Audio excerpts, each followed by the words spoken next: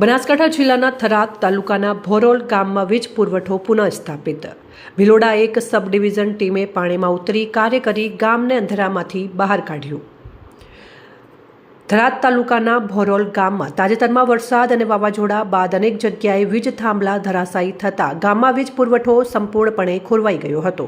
ભારે વરસાદને કારણે ગામના નીચાણવાળા ભાગોમાં પાણી ભરાઈ જતા પરિસ્થિતિ વધુ વિકટ બની હતી. ગામજનોને અંધકારમાં રાત દિવસ પ્રસાર કરવાની ફરજ પડી હતી.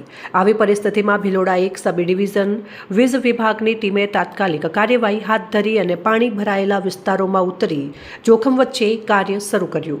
ટીમે ધરાશાયી થયેલા થાંભલાઓને ઊભા કરી વીજ લાઇન મરમ્મત કરી તથા સલામતીની સંપૂર્ણ તકેદારી રાખીને કાર્ય પૂર્ણ કર્યું. પરિણામે થોડા કલાકમાં જ ગામનો વીજ પુરવઠો ફરી શરૂ કરવામાં આવ્યો. ગામના સરપંચ રામજીભાઈ ચૌહાણે જણાવ્યું કે વીજ વિભાગની ટીમે જે હિંમત અને ઝડપથી કામ કર્યું તે ખરેખર પ્રશંસનીય છે. ગ્રામજનોને ભારે મુશ્કેલીમાંથી બહાર કાઢવા તેમણે જીવ જોખમમાં મૂકી સેવા આપી છે. સ્થાનિક લોકોએ પણ ટીમના સભ્યોનો આભાર વ્યક્ત કરવા જણાવ્યું કે વરસાદી મુશ્કેલીમાં સમયસર વીજ પુરવઠો મળવાની તેમના ઘરોમાં ફરી પ્રકાશ પથરાયો હતો. અહેવાલ વિષ્ણુ ચૌહાણ, ધીમા.